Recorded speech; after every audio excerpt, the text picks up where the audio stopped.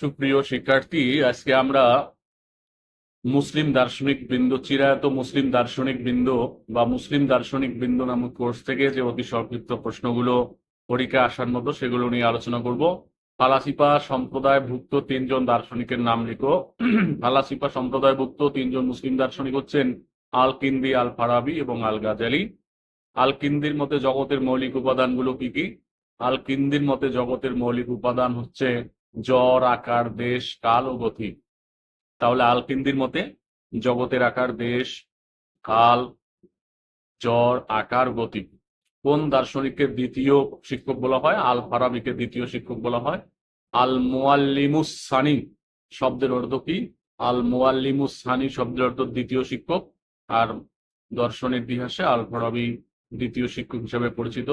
ইবনে সিনার মতে আত্মার স্তর কয়টি? ইবনে সিনার মতে আত্মার স্তর হলো তিনটি: উদ্ভিদ আত্মা, জীবাত্মা ও মানব আত্মা। হুজ্জাতুল ইসলাম কাকে বলা হয়? হুজ্জাতুল ইসলাম শব্দের অর্থ হলো ইসলামের রক্ষক।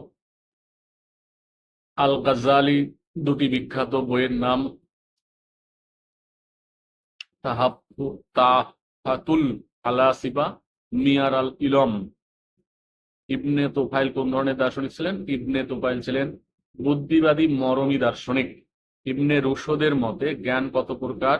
ইবনে রুশদের মতে জ্ঞান তিন প্রকার, যথা আলংকারিক জ্ঞান, যৌক্তিক জ্ঞান এবং প্রতিপাদক জ্ঞান। রাষ্ট্রের উৎপত্তি ও বিকাশ সংক্রান্ত ইবনে খালদুনের মতবাদটি কি? আর রাষ্ট্রের উৎপত্তি এবং বিকাশ সম্পর্কিত ইবনে খালদুনের মতবাদটি দর্শনের ইতিহাসে এসাবিয়া নামে পরিচিত। শাহ ওয়ালিউল্লাহর মতে দর্শনের ভিত্তি কি? শাহ ওয়ালিউল্লাহর মতে দর্শনের ভিত্তি হচ্ছে ধর্ম।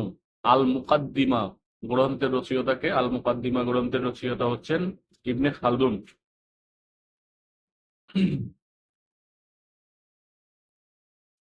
আল কিন্দি, আল ফারাবি এবং আল গাজ্জালি কোন সম্প্রদায়ের দার্শনিক? এরা হলেন ফালাসিফা সম্প্রদায়ের দার্শনিক।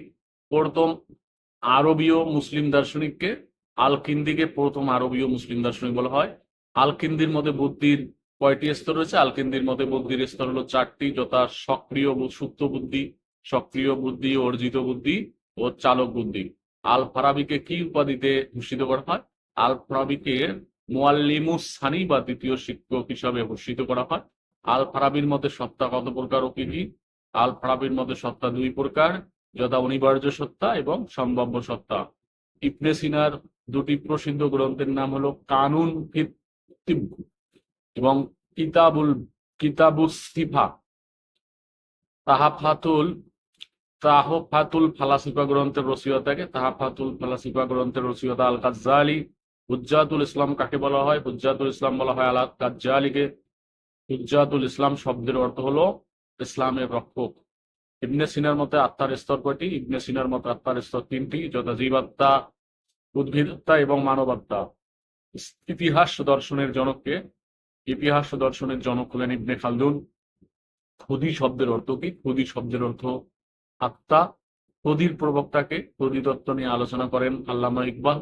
ইবনে তোফায়েলের বিখ্যাত দার্শনিক উপন্যাস হলো হাই ইবনে ইয়াকজান। হাই ইবনে ইয়াকজান ইবনে তোফায়েলের একটি বিখ্যাত দার্শনিক উপন্যাস। ফালাসিফা আল কিন্দির দুটি বইয়ের নাম হলো অন দ্য ফাইভ এসেন্স এবং অন দ্য ইন্টেলেক্ট। হুজ্জাতুল ইসলাম শব্দের অর্থ হলো ইসলামের রক্ষক। আল ফারাবির মতে রাষ্ট্র কত প্রকার? আল ফারাবির মতে রাষ্ট্র চার প্রকার, যথা কল্যাণকর রাষ্ট্র, অকল্যাণকর রাষ্ট্র, অনৈতিক রাষ্ট্র ও ভ্রান্ত রাষ্ট্র। ইবনে সিনার মতে আত্মার স্তর কয়টি? ইবনে সিনার মতে আত্মার স্তর হচ্ছে তিনটি, যথা জীবাত্মা, উদ্ভিদাত্মা এবং মানবাত্মা। The reconstruction of religious thought in Islam গ্রন্থের রচয়িতা হলো আল্লামা ইকবাল। আল গাজ্জালির মতে জ্ঞানের প্রকৃত উৎস কি? আল গাজ্জালির মতে জ্ঞানের প্রকৃত উৎস ওহী বা প্রতাদেশ। হাই ইবনে ইয়াকজান গ্রন্থের রচয়িতাকে? ইবনে তোফায়েল। ইবনে রুশদের মতে জ্ঞান কত প্রকার এবং কি কি? ইবনে রুশদের মতে জ্ঞান তিন প্রকার, যথা অলংকারিক জ্ঞান, যৌক্তিক জ্ঞান এবং প্রতিপাদক জ্ঞান। মোল্লা সাদরার পুরো নাম কি বা পূর্ণ নাম কি? মোল্লা সাদরার পূর্ণ নাম সদরউদ্দিন মোহাম্মদ সিরাজি।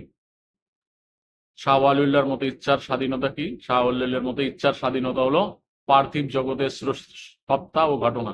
আল মুকাদ্দিমা শব্দের অর্থ কি? আল মুকাদ্দিমা শব্দের অর্থ ভূমিকা বা মুখবন্ধ। ধন্যবাদ।